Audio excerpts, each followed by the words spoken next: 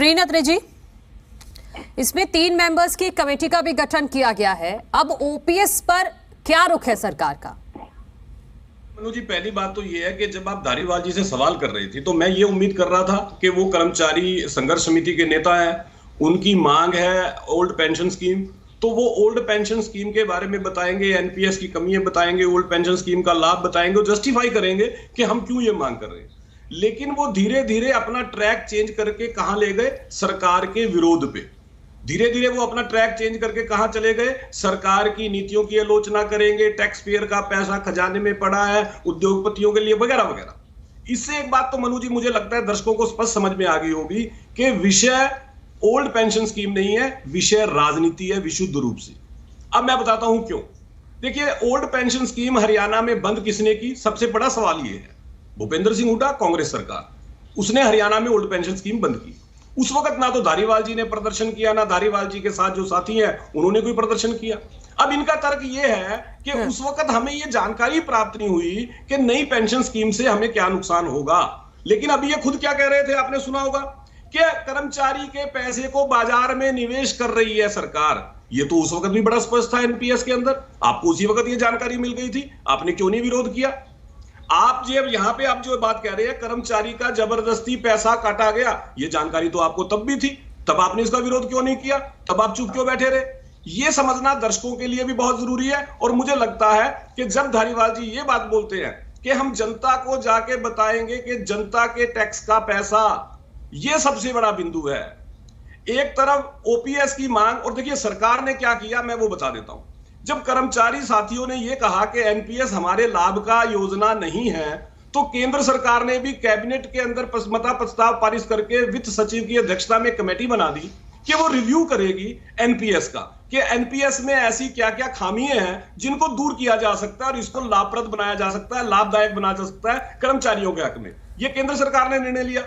साथ ही हरियाणा सरकार ने भी बाकायदा कमेटी बनाई, हाई लेवल कमेटी बनाई, जिसका जिक्र धारीवाल जी भी कर रहे हैं कि 2 बार वो बैठक भी कर चुके हैं। हाँ। उसका उद्देश्य भी ये है उसमें क्या हुआ है, उस मीटिंग में क्या हुआ है, उसमें हल निकालने के लिए ही बनाई गई है ना वो कमेटी। जी जी जी, वो इसीलिए बनाई गई है कि इन्होंने अपने तर्क दिए, इन्होंने वहां जाके बताया होगा कि साहब एनपीएस के अंदर क्या क्या खामी है, क्या क्या कमी है, और अगर इन कमियों इन खामियों को दूर कर दिया जाए तो ये कर्मचारियों के लिए लाभकारी हो जाएगी। इसी समीक्षा के लिए कमेटी बनी है ना। बजाय उस कमेटी के साथ बातचीत जो 2 बार कर चुके हैं, उस कमेटी की रिपोर्ट का इंतजार करने के, केंद्र की कमेटी की रिपोर्ट का इंतजार करने की बजाय धारीवाल जी को यह बेहतर लगा कि हम साइकिल यात्रा करेंगे और राजनीति करेंगे। ये मैं कहना चाहता हूं केवल। अब विषय आ जाता है एनपीएस और ओपीएस। देखिए, पहली चीज तो यह है मनु जी, हमें यह समझना पड़ेगा कि ओपीएस क्या है। बड़ा सीधा सा है कि बिना कर्मचारियों के कंट्रीब्यूशन के आम टैक्स पेयर का पैसा पेंशन के रूप में दे देना, सीधा। एनपीएस क्या है? कर्मचारियों का कंट्रीब्यूशन, सरकार का कंट्रीब्यूशन, दोनों के कंट्रीब्यूशन का लाभ कर्मचारी को मिलना। अब ऐतराज किस बात पे है? ऐतराज इस बात पे है कि साहब एक तो हम अपना कंट्रीब्यूशन जो करवा रहे हैं हमारा जबरदस्ती काटा जा रहा है। दूसरा, ये मुझे समझना बहुत जरूरी है कि अगर आप ये चाहते हैं कि टैक्स पेयर का पैसा जो विकास के ऊपर खर्च होता है, जिससे हमारी सड़कें बनती हैं, स्कूल बनते हैं, कॉलेज बनते हैं, अस्पताल बनते हैं, हमारी स्वास्थ्य सेवाएं मिलती है, किसान की फसल खरीदी जाती है, किसान को फायदे मिलते हैं, उस पैसे को ये कहते हैं कि साहब नहीं, वो पैसा हमें दे दीजिए। अब आप मुझे बताइए, क्या ये जस्टिफाइड है? क्या ये तार्किक है? सरकार ये कह रही है कि ठीक है, हम भी चाहते हैं अपने कर्मचारियों को ज्यादा से ज्यादा लाभ हो। हाँ। तो उसके लिए जो एनपीएस भूपेंद्र सिंह हुड्डा साहब ने लागू की थी, ओपीएस बंद की थी, हम उसकी समीक्षा करते हैं, हम उसकी कमियों को दूर करते हैं, हम उसको लाभप्रद बनाते हैं। ठीक है, कंक्लूड कीजिए अत्रे जी। हाँ जी मनु जी, कुछ कहा आपने? कंक्लूड कीजिए आप अपनी बात। मैं तो ये कह रहा हूं कि सरकार ने तो कमेटी इसलिए बनाई है ना कि आप लोगों ने कुछ ऐतराज बताए, सरकार उसकी समीक्षा कर रही है उस कमेटी के जरिए, और सरकार का प्रयास ये है कि आपके लिए लाभप्रद हो जाए वो। ठीक है, हाँ धारीवाल जी, एक छोटा सा जवाब आप इस पर दीजिए। वो आप पर राजनीति करने का आरोप लगा रहे हैं, वो कहे इतने लंबे समय से कहां थे आप, आज आपको समझ में आ रहा है कि एनपीएस आपके लिए नुकसानदायक है? पहली बात तो मैं आपको प्रवीण अत्रे जी ने जो बात कही कि कर्मचारियों को पहले से पता था, जब एक बच्चा सरकारी सेवा में आता है तो उसको किसी भी तरह से एनपीएस और ओपीएस के बारे में नहीं बताया जाता, ना ही उनको पता होता।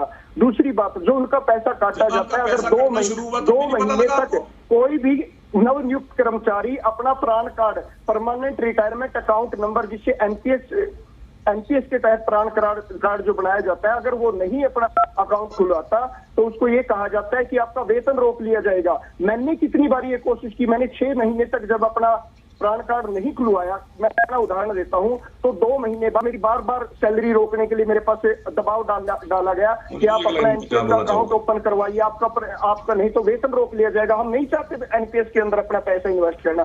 और जो प्रवीण अत्रे जी बार बार कह रहे हैं कि ओल्ड पेंशन स्कीम में आम जनता का पैसा तो आज 14% के तौर पर आज भी सरकार दे रही है, और हम बार बार सरकार के सामने, कमेटी के सामने रख चुके हैं कि जो 14% सरकार सरकारी खजाने से दे रही है, उसी पैसे से कर्मचारी को रिटायरमेंट के बाद ओल्ड पेंशन स्कीम का लाभ दिया जा सकता है।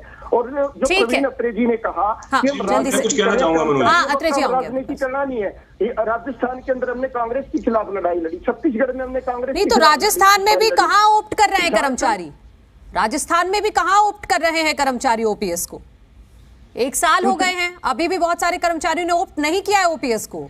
देखिए वहां पर अगर जो वहां पर पुरानी पेंशन लागू कर दी गई, उसके जितने नोटिफिकेशन आर्टिकल 309 के तहत पुरानी पेंशन का लाभ दिया गया, वहां पर लागू हो गया, लेकिन जो कमियां हैं वो अलग, वहां की सरकार लागू होना अलग बात है, ऑप्ट करना, मैं ऑप्ट की बात पूछ रही हूँ। लागू कर दिया राजस्थान सरकार ने, लेकिन आप ही के सहयोगी जो कर्मचारी हैं वो ऑप्ट क्यों नहीं कर रहे ओपीएस को? वो एनपीएस पर ही है।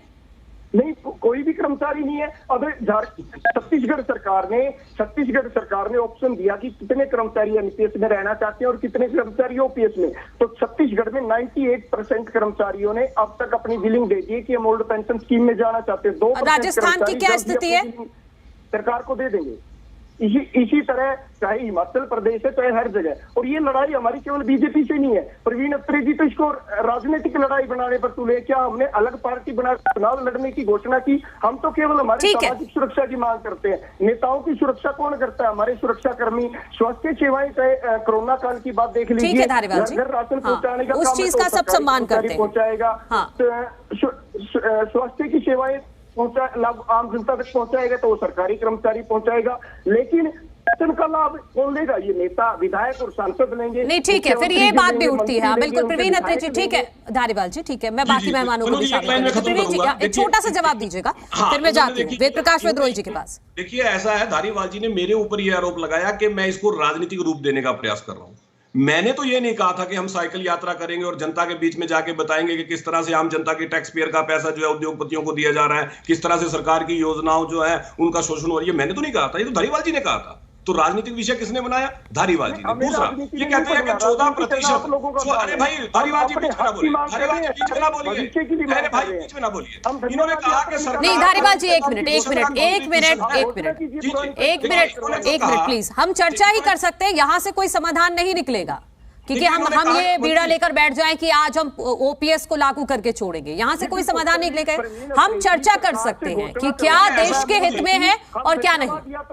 इन्होंने क्या कहा कि 14% जो सरकार का कंट्रीब्यूशन है उसी से ओल्ड पेंशन स्कीम दी जा सकती है, ये इन्होंने कहा। अरे भाई इसीलिए तो कमेटी बनाई है, आप जाइए कमेटी के सामने बताइए उनसे कि साहब आप जो 14% कंट्रीब्यूट कर रहे हैं, हमारे पास ये योजना, ये प्लानिंग है। अच्छा ठीक है, एक मिनट, ठीक है, आपस में मत उलझिए, आप अब रुक जाइए, मैं बाकी मेहमानों को भी शामिल कर लेती हूँ।